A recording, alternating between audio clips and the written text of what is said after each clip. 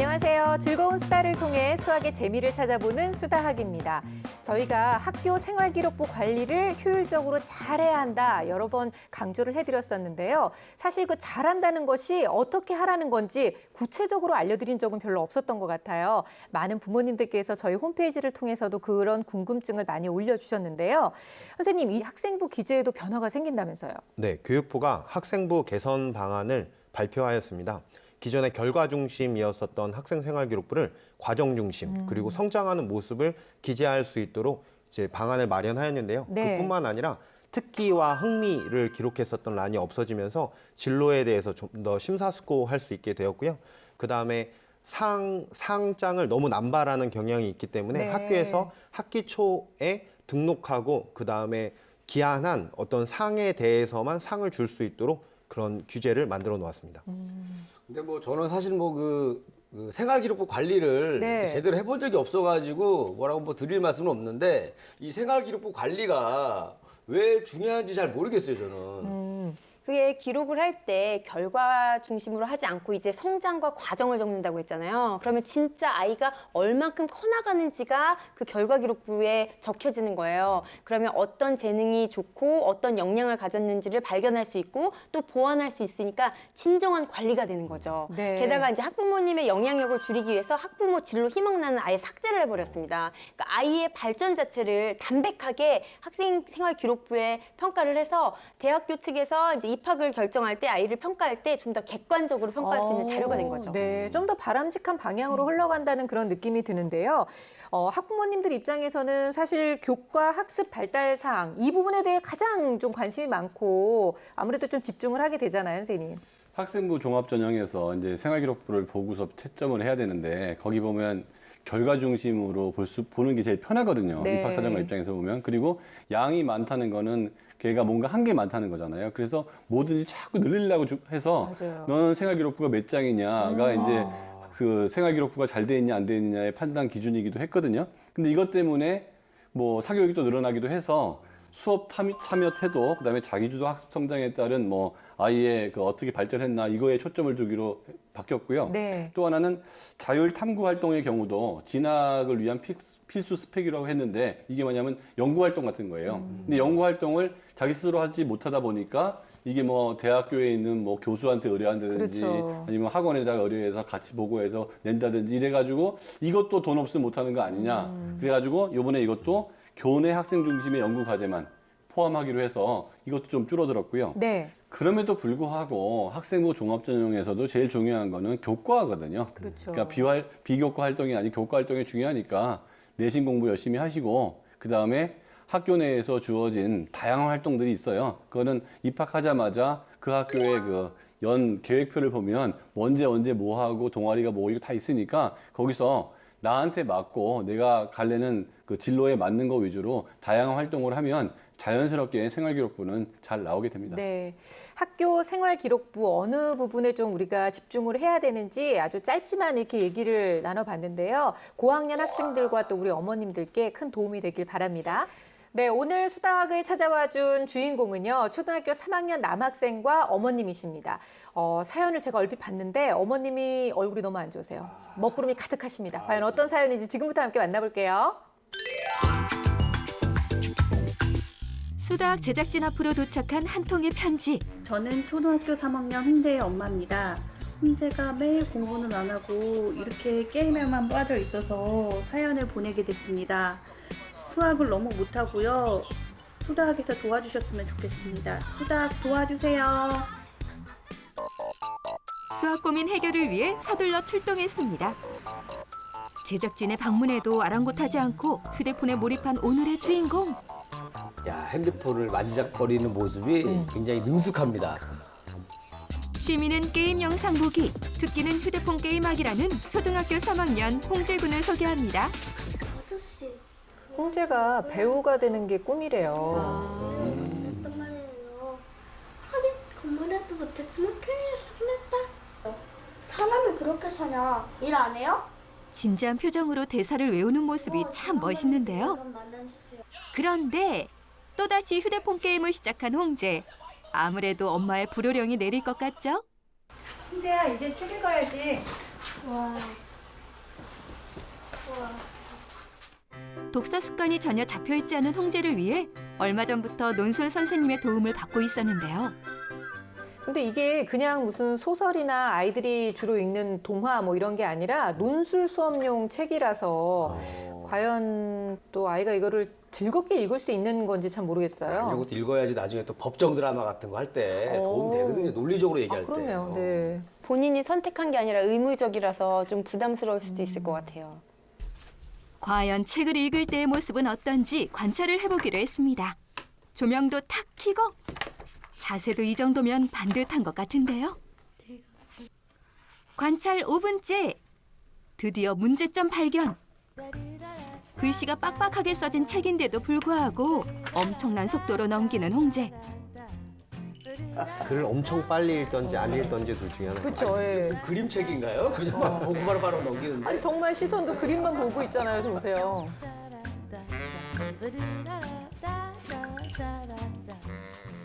책 읽기 시작한 지 얼마 되지도 않았는데 벌써 한 권을 다 읽어버렸네요. 홍재야, 네? 책 읽는 거 재밌어? 아니요. 안 재밌어요. 왜? 왜냐면요. TV 게임 보고 싶어서요.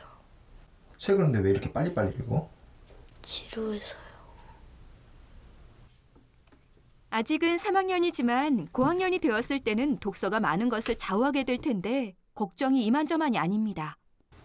그런데 책 읽기를 시작한 지 20분도 안 지났는데 밖으로 나온 홍제. 무언가를 가지고 소파로 돌진. 지금 보는 거 게임 영상 아닌가요? 요즘 들어 게임을 하는 시간이 늘어 걱정이 이만저만이 아닌 엄마. 홍재야, 언제까지 놀 거야? 들어와서 공부해야지. 엄마의 마음을 아는지 모르는지 공부 소리에 시무룩해진 표정. 솔루션이 시급한 상황인데요. 먼저 홍제의 학습 태도를 살펴보고 문제점을 분석해보기로 했습니다. 네, 일단 저렇게 엎드려서 하거나 우리가 왜 옆에 이렇게 누워서 하는 것처럼 하는 거는 항상 좋지 않다고 얘기를 많이 하잖아요. 하지만 자세보다 더 심각한 문제는 문제를 푸는 속도가 너무 빠르단 것인데요. 한 장을 푸는데 걸린 시간은 겨우 2분밖에 되지 않았습니다. 문제는 여기서 끝이 아니었는데요. 급기야는 긴 문제는 그냥 쳐다만 보고 넘어가는 홍제. 또 엄청난 속도로 빨리 포기하네요. 빨리 풀고 빨리 포기하고. 빨리 푸는 것만큼 중요한 건 정확성일 텐데요. 군데군데 빼놓고 넘어간 홍제. 아주 단순한 연산 문제를 놓치고 말았습니다. 엄마가 생각하고 있는 홍제의 문제점은 과연 무엇일까요? 성격이 급한 것도 좀 있는 것 같아요. 성격이 급고 이제 문제가 일단 길어지면 읽는 거를 중간까지만 읽고 끝까지 문제를 안 읽고 풀다 보니까 네, 그런 것 같아요. 어머니들도 착각하는 게 안 읽는 게 아니고 못 읽는 거고 저 재미없는 게 아니고 못하는 건데 그거를 자꾸 착각하시는 것 같아요. 성격이 급하다는 홍제. 결국 수학 문제도 빨리 풀고 게임 영상을 봅니다. 혹시 행동에서 유심히 봐야 할 점은 없을까요? 이건 그냥 빨리 이거를 해치우고 나는 게임을 할 것이다. 이 의지가 강한 것 같은데요. 근데 지금 보면은 통제가 안 되고 있어요. 달성하고 왔으면 뭐 했어? 뭐 이렇게 이야기든지 그쵸, 뭔가 그쵸. 나와야 되는데 바로 무방비로 게임 방송을 보고 있죠. 홍재야, 왜 문제 푼 거 채점 안 해? 그냥 뭐 많이 틀릴 것 같아서. 2학년 때까지는 할머니가 그래도 수학 문제집 같이 풀어주시고 채점도 해주시고 많이 봐주셨는데 3학년 올라와서는 그거를 많이 못 해주고 있어서 좀 많이 안타까워요. 그래서 제작진이 나섰습니다. 아, 우리 제작진이 또 직접 채점해 본 건 처음 아닌가요? 그렇죠. 본인이 채점을 안 하니까 제작진이 직접 채점을 해주고 있어요 지금. 여기는 아예 안 풀었는데? 여기도 풀다가 말았는데? 다음 것도 풀다 말았고. 속도와 반비례하는 정답률. 단순 연산을 놓친 건 물론이고 바로 답을 적을 수 있는 문제까지 틀려버렸는데요. 이게 진짜 알아서 아는데도 불구하고 놀고 싶어서 제대로 안 푼 건지 그것도 참 지구력이 떨어져 되고요. 보이죠? 지구력이. 예. 아니 안 풀거나 풀거나인데 풀다가 만 문제들이 또 많아요. 아예 시작도 안 한 것도 있지만 어설프게 조금 해놓고 풀다가 그냥 건너뛴 문제가 꽤 많네요. 혹시 수학학원을 생각해 보시지는 않았을까요? 평소에 영어학원 주 5일 다니고 있고 수영도 다니고 있고 또 논술 공부도 하다 보니까 가능한 시간이 월요일, 금요일 딱 이틀 있는데 그 선생님께서 또 그 시간 맞지가 않으시더라고요. 그래서 또 그 공부도 못 하게 됐어요. 게다가 매일 밤 8시에 퇴근하는 엄마. 홍재와는 겨우 저녁 시간이 돼야만 만날 수 있으니 공부를 가르쳐주기는 더 어려울 수밖에 없는 상황인데요. 상황이 이렇다 보니 엄마가 없을 때는 휴대폰 게임에 몰입하는 홍재. 홍재의 학습 습관을 고치고 수학 성적도 높이 올릴 수 있는 특급 솔루션을 알려주세요. 네, 초등학교 3학년 홍재를 만나봤습니다. 일단 게임 영상에 푹 빠져있는 모습 보셨죠? 엄마가 너무 답답해서 저희한테 영상으로 사연을 보내주시는데 그 와중에도 엄마가 본인의 심각한 얘기를 하고 있는 와중에도 그냥 게임에 푹 빠져 있었어요. 근데 화면상으로는 별로 드러나지 않았지만 굉장히 활달한 성격의 활동량도 굉장히 많고요. 그리고 좀 이렇게 초등학교 3학년 치고도 엄마한테 이렇게 본인의 의견대로 그래서 시험을 봤는데 시험이 어떻게 됐니? 그러면 잘했어. 이렇게 하고 성적표도 따로 보여주지 않는다고 그래요. 저 어머니가 지금 이게 관여도 너무 믿으시는구나 어머니가. 아니 관여도 못하고 계셔서 미안하시지만 사실 아이가 엄마의 그 품 안에서 좀 살짝 벗어난 듯한 느낌도 좀 들거든요. 네, 저는 이제 보면서 어머니께서 이제 고민 영상을 찍고 있는데 옆에서 열심히 게임 방송을 봤잖아요. 네. 그러면서 아이는 그게 큰 고민거리가 아닌 거죠. 이제 엄마만 애탄인 거예요. 그래서 보면은 학습 습관이나 공부 습관도 제대로 잡혀 있지 않고 가장 걱정스러운 것은 게임 방송에 굉장히 몰입돼 있어서 그러니까요. 심각한 것 같습니다. 그래서 중요한 건 방과 후에 지금 홍지에게 관리자가 없다는 점이에요. 그래서 어머니는 뭐 바쁘시고 할머니가 계시긴 하지만 어릴 때는 이제 먹이고 보호하고 그렇죠. 안전의 의무가 있지만 네. 학습적인 뭐 규칙적인 습관을 갖추기에는 할머니께서 지금 귀하고 이쁜 손자다 보니까 컨트롤이 잘 되지 않는 것 같아요. 그래서 게임 방송에 다른 친구들보다 유난히 더 많이 빠져 있는 것 같거든요. 그래서 수학 실력도 더 낮은 것 같고 네. 지금 굉장히 심각한 상황인 것 같습니다. 우리나라의 두 가지 문제점 중에 하나는 과잉학습, 또 너무 촘촘하게 시간표가 짜서 학원으로 계속 돌아다니는 애가 있는 반면에 또 이렇게 방치되는 아이가 있어요. 사실 그 아이가 게임에 이렇게 많이 좋아하다 보면 학습 자극은 약하기 때문에 학습 자극에서는 별로 기쁨을 못 느끼거든요. 이 아이 같은 경우에는 보육을 같이 해주는 종합학원 있어요. 네. 학교 갔다 오면 밥 먹고 엄마 오는 시간까지 이제 쭉 데리고 있으면서 숙제까지 봐주는. 그래서 그냥 월화수목금 이렇게 쭉 가는 학습의 목표가 되기도 하지만 보육이 목표죠. 최소한 그 네. 시간에 있으면 게임을 못 하니까. 아니면 공부방. 뭔가 엄마가 도와주지 못하면 어떤 전문가나 어떤 기관에서라도 쭉 같이 이 아이하고 있어주는 그런 시간이 있지 않으면 네. 학습 습관이 자꾸 멀어질 것 같아요. 근데 이거는 정말 우리가 어찌됐든 중독으로 가기 전에 싹을 잘라야 되잖아요, 선생님. 단호하게 대처해야 되지 않습니까? 데이터량을 좀 어느 정도 정해놓고 하든지 아니면 뭐 비밀번호 걸든지 네. 그것도 안 되면 뭐 투지폰으로 해서 그냥 송수신만 가능한 전화로 하든지 정말 게임만큼은 아예 못하니까 최소한으로 하게 만들어주는 노력을 하셔야 될 것 같아요. 아이고, 네. 아니 그 휴대폰을 뭐 게임을 떠나서 아예 휴대폰 자체를 그냥 차단하는 방법을 선택하면 되죠. 간단합니다. 그냥 요금이 밀리면 돼요. 네. 엄마가 요금 안 내요. 요금 밀려요. 어. 그리고선 또 한마디 하는 거죠. 집이 어려워졌다.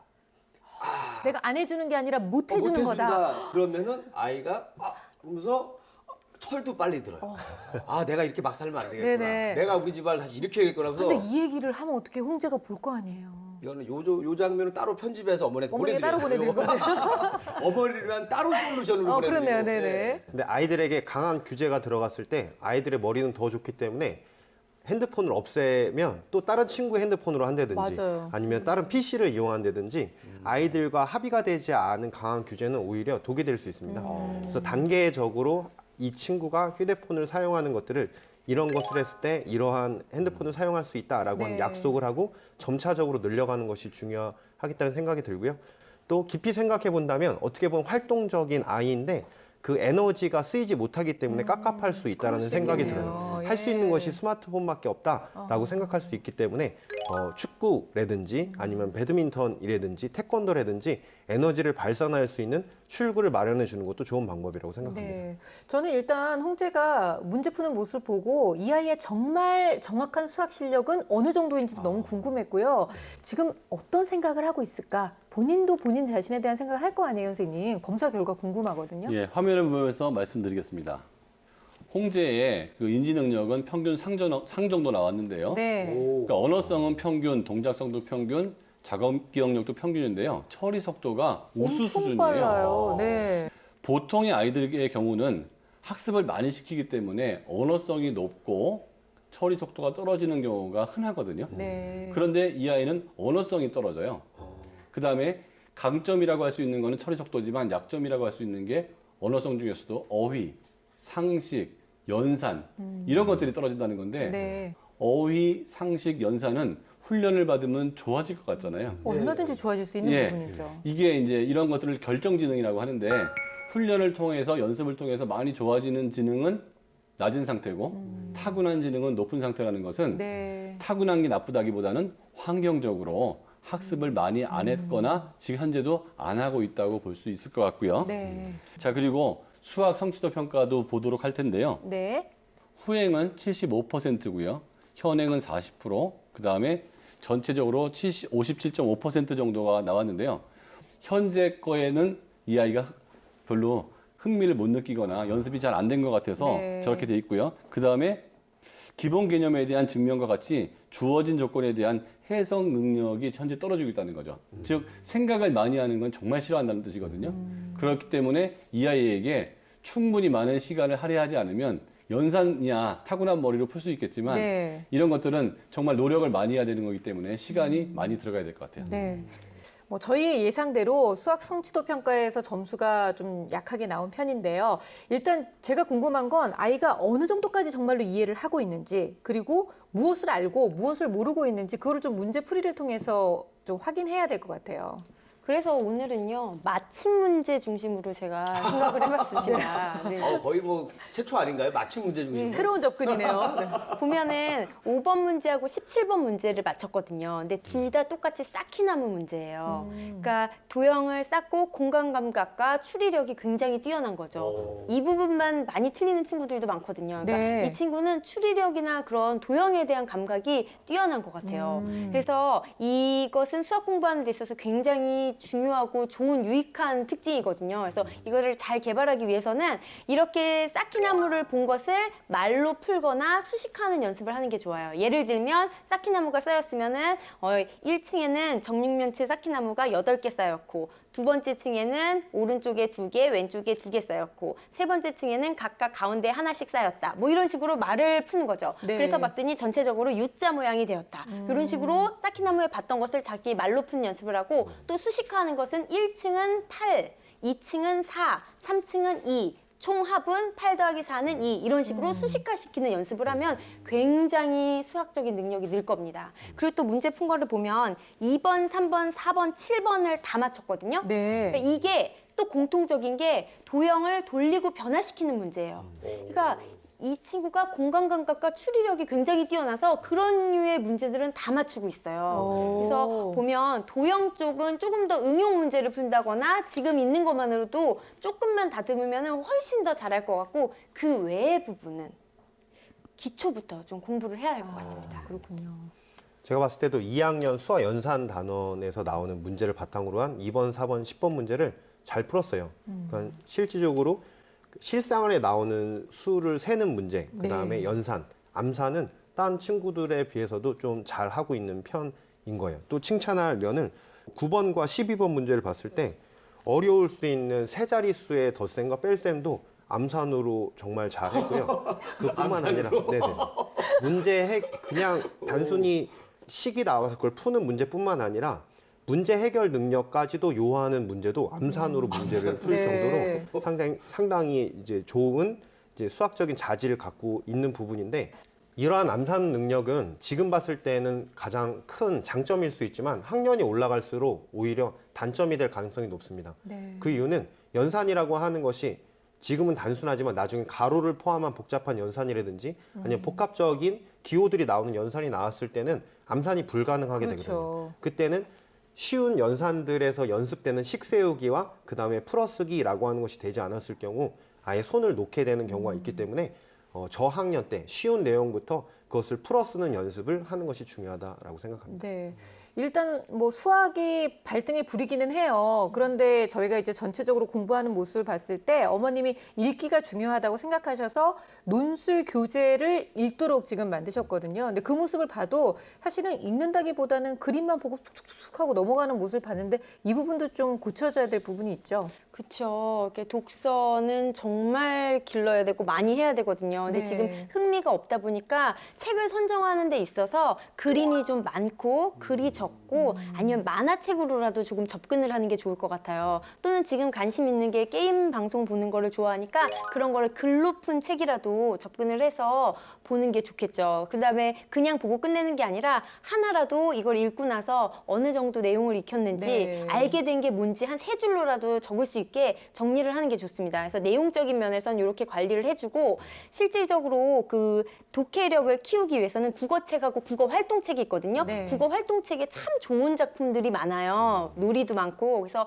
그것을 교과서에 있는 내용을 의미별 또 단어별로 크게 소리내서 읽는 끊어 읽는 연습을 하는 게 좋아요. 네. 아까 보면은 얼굴도 잘생겼지만 연기도 잘했잖아요. 그래서 이제 연극 대본 같은 것을 쑥쑥 외우고 제대로 소화시켜서 아 얘가 이런 거는 잘하겠다고 생각할 수도 있지만 그거는 단순히 외워서 할 가능성이 높아요. 그렇죠. 그래서 반드시 교과서나 국어활동책을 가지고 연습하는 걸 길러줘야 됩니다. 네.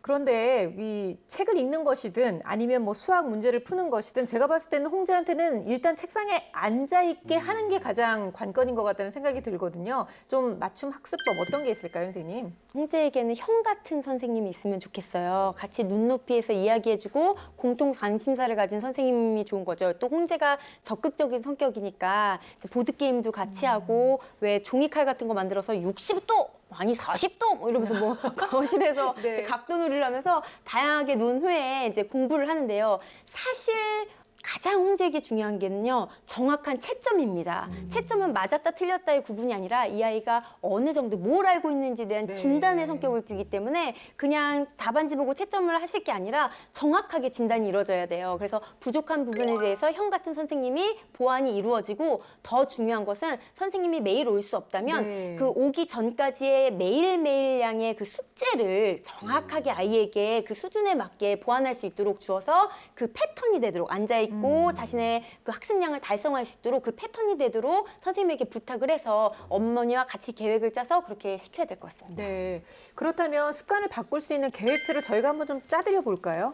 일단 혼자 있는 시간을 좀 없애야 돼요. 혼자 있는 동안에 자기 마음대로 하니까 영어학원하고 지금 뭐 논술 학원 다니고 있는데 제가 보기에는 영어학원도 좀 줄였으면 좋겠고 수학이 하루에 1시간 정도씩은 꾸준히 들어갔으면 좋겠는데요. 네. 그렇게 하려면 뭐 공부방을 보내든지 아니면 종합학원을 보내서라도 수학이 좀 꾸준히 들어갔으면 좋겠고 그다음에 어머니께서 맞벌이를 하기 때문에 사실 갔다 오자마자 채점하고 뭐 그러기가 쉽진 않잖아요. 밥 차려주고 하려다 보니까. 그래서 그 채점까지 끝내주고 보내주는 고문방이나 네. 아니면 채점까지 끝내주고 보내주는 학원을 좀 찾아서 보내주시고 그다음에 엄마는 그 채점된 것만 보셔야 돼요. 그래도 아 여기까지 채점이 됐구나. 뭐 잘 됐네 못했네. 왜 거기서 뭐 혼나거나 하는 거 다 했을 테니까 엄마가 또 혼낼 필요는 없을 것 같고요.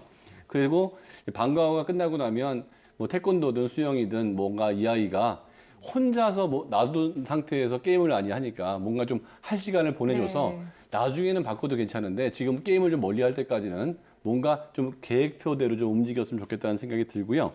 그 다음에 엄마가 여기서 특별히 조심할 점은 뭐냐면 엄마가 채점을 너무 심하게 하고 다그치고 괴롭히면 사실 한참 있다 엄마 잠깐 보는 거잖아요. 그렇죠. 그래서 이 맞벌이 부부 엄마들한테 제가 꼭 드리고 싶은 얘기는 내가 돌아와서 또 애를 가르치겠다는 의욕은 좋으나 그러면 사이가 멀어질 가능성이 있으니 그냥 1시간 동안은 그냥 즐거운 얘기 주로 하고 채점은 다른 분들이 하고 채점했는지까지만 확인하는 게 훨씬 더 좋을 것 같아요. 아 저는 그 시간표에 있잖아요. 아까 뭐 연기를 좋아한다고 했잖아요, 홍재가. 네. 그 연기 시간을 조금 더 늘려가지고 그 어머니가 그 연기 선생님을 찾아가서 네. 홍재한테 역할을 이 공부 잘하는 모범생 역할을 좀 집중적으로 지도해달라고 하는 거예요. 그러면 이제 그 모범생들이 바르게 앉아서 공부하는 연기, 그렇네요. 다 또 질문하는 수업 시간에 질문하는 연기, 막 이런 거 하다 보면은 네. 연기에 몰입되다 보면은 사람이 또 바뀌어요. 아. 거기에다가 플러스 알파로 효자 연기. 그죠? 그리고 뭐 이런 게임을 정말 싫어하는 싫어하는 뭐 이런 연기. 거. 그다음에 뭐 천재 수학자 연기. 아. 뭐 이런 거 하다 보면은 실제로 그 캐릭터에 너무 몰입하잖아요. 네. 실제로 사람이 바뀌는 경우도 있거든요. 아니 너무 괜찮은 아이디어인 네. 것 같은데요. 그리고 또 이런 또 연기계가 또 규율이 세거든요. 아. 철이 빨리 들어요. 어. 그러니까 일석이조 효과가 있습니다. 본인도 좀 그런 역할을 좀 한번 해봐요. 개그를 정말로 잘하는 막 이런 잘해서 거. 성공한 연기자 네. 연기 이런 거 해야 되는데. 그리고 빨리 뭐 한 19살에 아. 결혼한 캐릭터 막 이런 그러니까. 거를 해가지고. 홍재야, 아저씨는 좀 늦었다. 너 나이 때 할 수 있어. 너에게 빨리 희망이 있어. 시작해라. 아 그리고 선생님께서 엄마하고의 그 1시간을 꼭 보내도록 노력해라라고 말씀하셨는데 사실 어머님이 1시간을 퇴근 후에 아이와 보내준다는 게 사실은 좀 물리적으로 힘드실 수도 있거든요. 뭐 밥을 먹는 시간도 괜찮고 간식을 먹는 시간도 괜찮고요. 그 이 시간에 공부를 가르치려는 생각은 좀 접는 게 좋을 것 같아요. 왜냐하면 네. 공부는 선생님하고 하고 왔잖아요. 3학년이면 아직 엄마하고 소통이 필요한 때거든요. 그렇죠. 일단 제일 중요한 거는 엄마 목소리 듣는 거하고요. 아이 목소리를 엄마한테 내는 거예요. 그거보다 더 중요한 게 없어요. 둘이서 그냥 즐거운 대화를 하시면 됩니다. 그 주제가 책여도 좋고요. 음식여도 좋고 상관이 없습니다. 1시간을 보내라고 했더니 너 일로 와봐. 이런 식으로 해가지고 정신교육이야. 막 네, 이런. 괴롭히는 식이면 그건 좋지 않은 것 같아요. 네. 그나마 수학을 공부하는 시간이 월금이라고 했는데 그 선생님과 시간이 맞지 않아서 못한다고 했거든요. 근데 중요한 건 선생님이 아니라 홍제입니다. 그러니까 다른 선생님을 구하셨어야죠. 그게 엄마의 역할입니다. 네네. 그리고 어머니께서는 이제 고된 일과를 보내고 오시면 이렇게 두 가지 수학과 어휘력, 독해력 향상 쪽에 좀 관심을 두고 홍제와 함께하는 시간을 가졌으면 좋겠는데요. 수학 같은 경우는 직접 지도하시거나 채점하기보다는 아 오늘 공부한 것 중에 뭐가 어려웠는지 그리고 그 어려웠던 거를 선생님과 공부해서 같이 해결을 했는지 그리고 내일 공부할 건 뭐야 이 정도로 체크 정도로 해주시는 게 좋고요. 어휘력을 기를 수 있는 것은 생활 속에서 할 수 있는 놀이들이 많아요. 삼행시 짓기, 사행시 짓기, 끝말잇기 놀이 또 의성어, 의태어 놀이가 있어요. 뭐 그러면 뭐 예를 들어서 꼬르륵 꼬르륵 하면 탁탁 보글보글 끄덕끄덕 와락 뭐 이런 식으로 주거니 받거니 이렇게 의성어 의태어로 엄마도 재밌거든요. 네. 그래서 이런 식으로 재밌는 일상 속의 놀이를 해서 어휘력도 기르고 홍제 엄마가 즐거운 시간을 보낼 수 있거든요. 네. 그래서 너무 어려워 마시고 홍제 엄마 모두 힘내셨으면 좋겠습니다. 오늘 검사 결과를 들으면서 왠지 적절한 타이밍에 적절한 자극이 빠지다 보니 아이가 좋은 습관을 들이지 못한 것 같아서 많은 아쉬움이 좀 들었었는데요.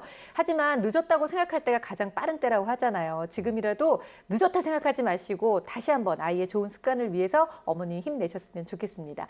자, 오늘 홍제를 위한 여러 가지 솔루션이 나왔는데요. 그중에서 절대로 놓쳐서는 안 돼. 결정적 한방 들어보겠습니다.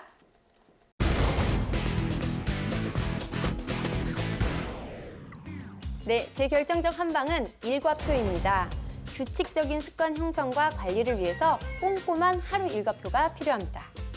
제 결정적 한방은 밥 먹듯이입니다. 수학은 밥이고요. 게임 보는 것은 간식이거든요. 밥을 먹은 다음에 간식을 먹도록 지도해 주시면 좋겠습니다. 제 결정적 한방은 원석입니다. 원석이 가공이 되었을 때 보석이 되는 것처럼 우리 홍제가 적절한 교육을 받고 지도를 받는다면 보석처럼 빛나게 될 것입니다.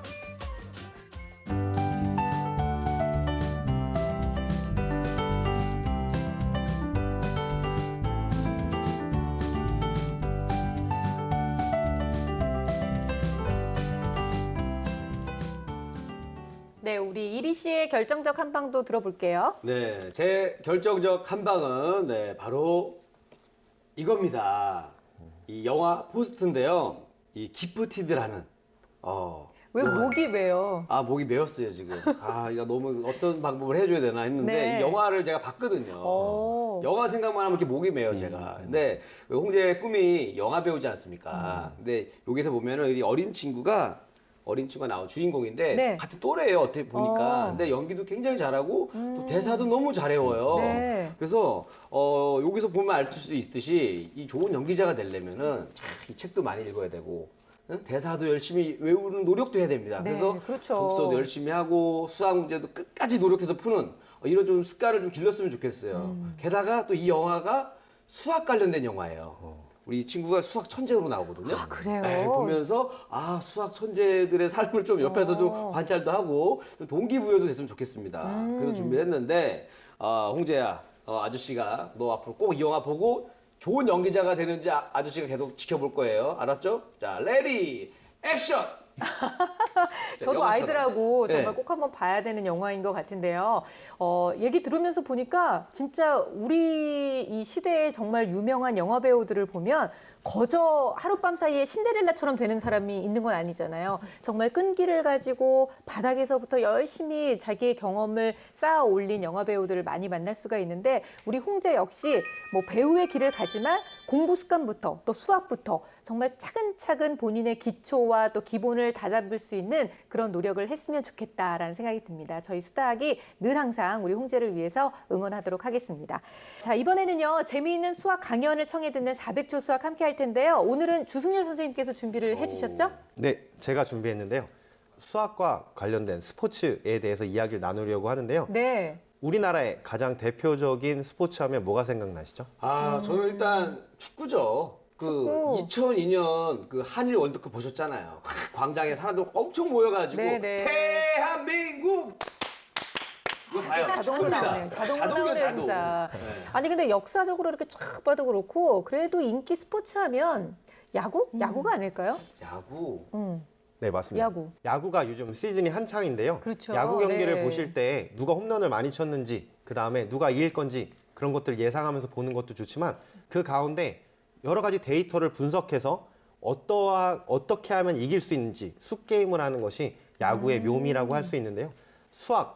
야구 안에 숨어 있는 수학 이야기를 한번 해보려고 합니다. 네. 아니 그 야구도 지금 뭐 수학이라고 하셨는데, 그러니까 스포츠에도 뭐 수학이 있다 이런 얘기신 것 같은데, 아니 뭐 즐기려고 보는 건데, 아니 그거 계산하면서 이렇게 보면은 더 머리 아플 것 같은데요. 그렇게 생각할 수 있지만 야구 속에 숨어 있는 여러 가지 수학적인 원리를 알게 된다면 야구가 점점 더 재밌어질 건데요.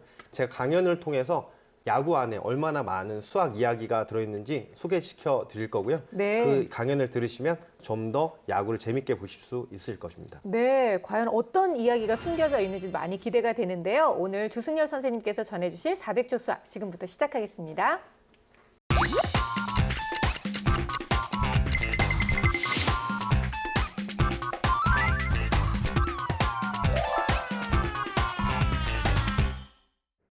승패를 쉽게 예측할 수 없는 아슬아슬한 순간, 바로 스포츠의 묘미라고 할 수 있겠죠. 특히 야구는 상대에 따라 달라지는 전략과 볼 배합, 스릴 넘치는 주루 플레이 등이 9회 동안 이어지는 경기라 수학적인 스포츠란 말을 많이 하곤 합니다. 그래서 오늘은 야구 속에 숨겨진 수학 이야기, 그중에서도 박진감 넘치는 경기의 출발점이라 할 수 있는 그라운드 속에 있는 수학 이야기를 알려드릴까 합니다. 우리나라 프로야구는 총 10개 구단이 있고 9개의 구장이 있습니다. 서울 잠실의 중앙거리는 125m, 대전 한박구장의 중앙거리는 114m 등 이렇게 구장 크기는 지역별로 조금씩 차이가 있지만 모든 구장마다 똑같은 규격화되어 있는 것들이 있습니다. 바로 다이아몬드 모양, 즉 마름모로 이루어진 야구장의 내야인데요. 내야는 내병의 길이가 같고 대각선의 길이가 똑같은 마름모이자 정사각형의 형태를 띠고 있습니다.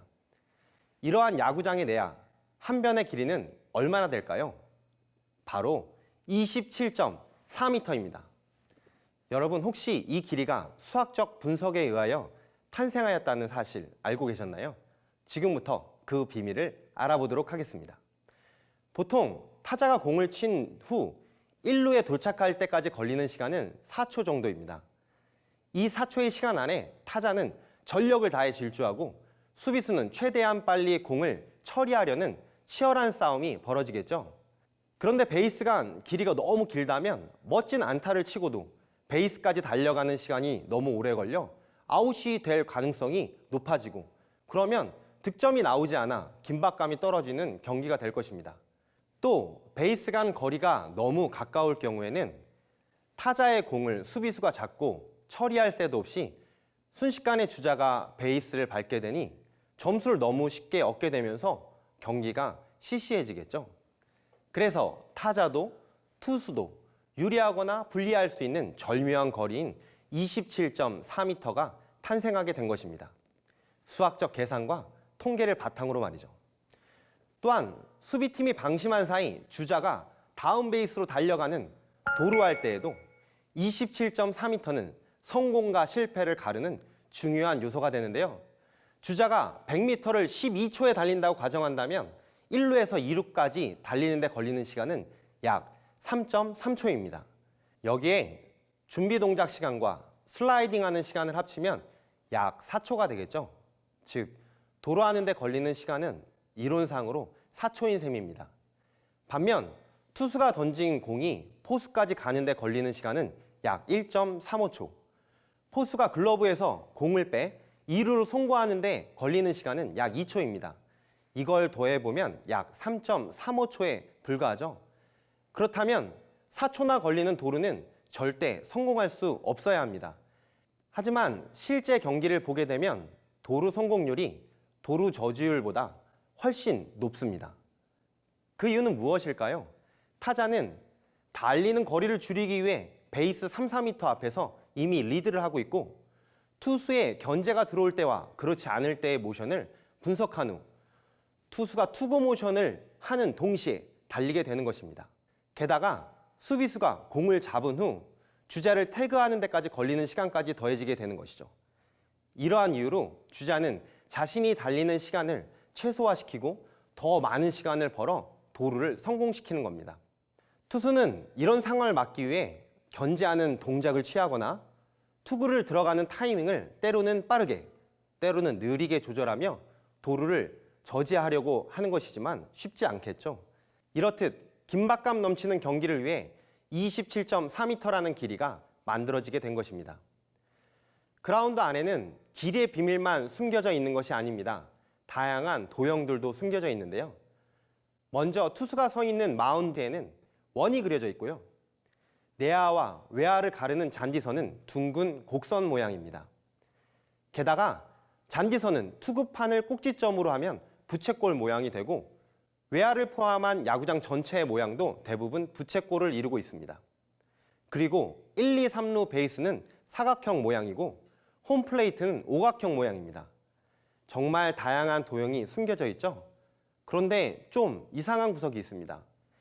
1, 2, 3루와 달리 왜 홈플레이트는 오각형 모양을 이루고 있을까요? 여기엔 깊은 뜻이 숨겨져 있는데요. 그 이유는 첫째, 오각형의 뾰족한 부분이 투수에게는 공을 던지는 기준이 되고 주심에게는 스트라이크인지 볼인지를 구별할 수 있는 기준이 되기 때문입니다. 둘째, 오각형의 빗변을 따라 선을 그으면 1루와 3루의 베이스 사인을 정확하게 그릴 수 있기 때문입니다. 또한 홈플레이트를 정사각형과 삼각형으로 나누어 보았을 때 삼각형 양변의 방향을 각각 1루와 3루 쪽 파울 라인으로 이어지며 홈플레이트에서 투수판을 이어 2루를 잇는 직선은 동북동 방향을 향하고 있습니다. 이 말은 북쪽을 기준으로 67.5도를 향해 경기장이 지어져 있다는 것인데요. 그 이유는 무엇일까요?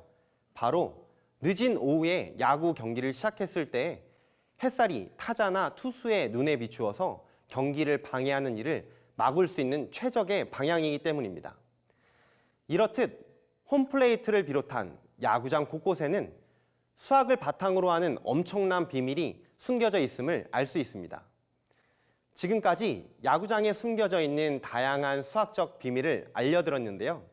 이번 주말에는 가족들과 함께 야구장에 놀러가서 제가 알려드린 수학적 비밀을 직접 찾아보면서 더 신나게 야구를 즐겨보는 것 어떨까요?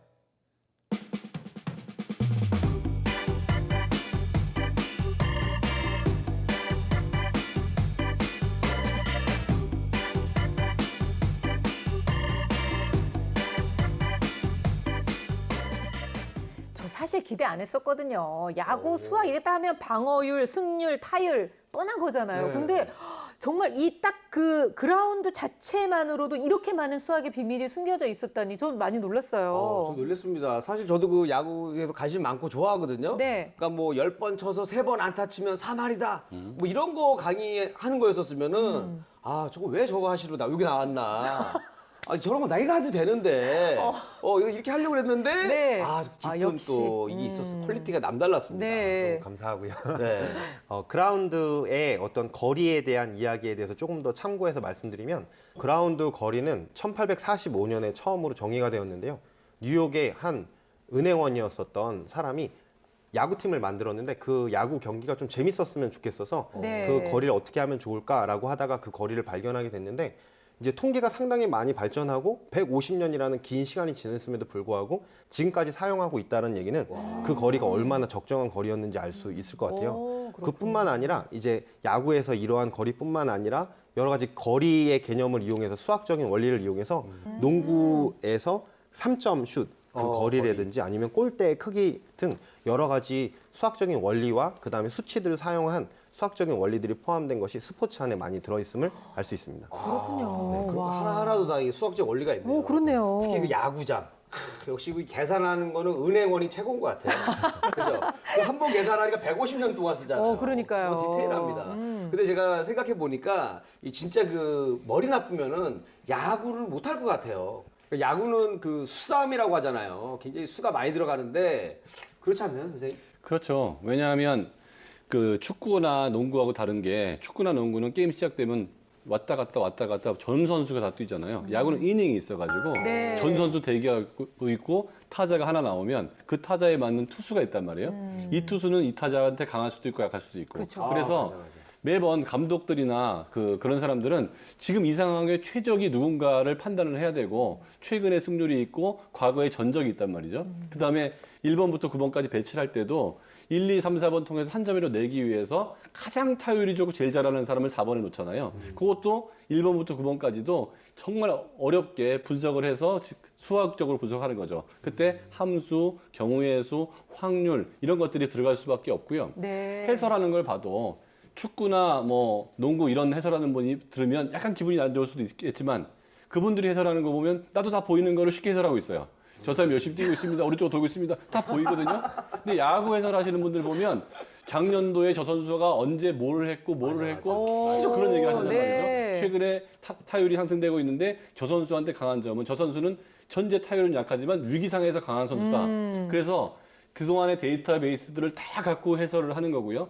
양쪽의 감독들이나 이런 사람들은 그 게임을 이기기 위해서 최선의 노력을 다하는데 네. 축구는 5대 0으로 지고 있으면 15분 남겨놓고 5분 남겨놓고 뒤집을 수가 없어요. 네. 야구는 수학적인 게임이기 때문에 9회 말에서도 4점이든 5점이든 다 그럴 수 뒤집을 있죠. 수 있는 그런 상황이 되기 때문에 더 흥미진진하고 이것들을 수학적 이해가 안 된 사람들이 만약에 감독을 한다면 네. 정말 좋은 선수 갖고도 질 수가 있는 야구입니다. 근데 오늘 또 이 400조 수학을 듣고 엄마들이 머리가 좀 아프실 것 같아요. 아, 이제 또 야구장에 가야 하는 것인가? 내가 예매를 해야 하는 것인가? 뭐 야구장까지는 갈 수 있는데 가서 아이들한테 수학적으로 어떤 이야기를 해줘야 되나 뭐 벌써부터 저도 부담이 되는데요, 선생님? 근데 부담 가지실 필요가 없습니다. 규칙 다 모르셔도 되고요. 두 팀 간의 점수 차이라던가 아니면 선수의 프로필 같은 거를 대화를 통해서 이야기를 해봐도 좋고요. 네. 또 TV를 통해서 야구뿐만 아니라 창 던지기나 투포환 같은 거를 통해서 각도 이야기해도 되고요. 육상은 길이별 거기 시간 재서 속도를 구할 수도 있고요. 그리고 또 이제 토너먼트 방식으로 인해서 확률이나 경우의 수도 익힐 수 있고 굉장히 스포츠와 수학과 연결될 수 있는 이야기거리들이 많거든요. 그래서 네. 규칙을 외워서 무언가를 지도해준다는 부담감 갖지 마시고 즐겁게 시청하시고 관람하시면서 이야기 나누면 좋을 것 같습니다. 맞아요. 그냥 데리고만 가면 아이들이 다 알아서 또 생각하고 또 배우고 그러더라고요. 그러니까 저는 여기서 또 아이디어가 하나 떠올랐잖아요. 무슨요? 시즈 선생님 딱 얘기하는 거 듣고 네. 나서 생각이 났는데 이 평창 올림픽을요. 네. 수학 선생님들이 중계를 해주는 거예요. 어? 그래서 김연아 선수가 3바퀴 반을 돌았습니다. 그러면 한 바퀴가 360도 곱하기 3 더하기 180은 몇 도일까요? 이렇게 하면서 시청률이 너무 안 나올 것 같아요. 걱정되네요. 네. 자, 400조 수학을 통해서 또 이 생활 속에 꽁꽁 숨겨져 있는 수학의 원리들도 알아봤습니다. 다음 주에도 많이 기대해 주시기 바라고요. 400조 수학을 통해서 해결하고 싶으신 수학적 궁금증 또는 내 아이의 수학 고민 저희 수학 홈페이지를 통해서 많이 남겨주시기 바랍니다. 자, 저희 오늘은 여기까지고요. 다음 시간에 시간에 다시 뵐게요. 감사합니다.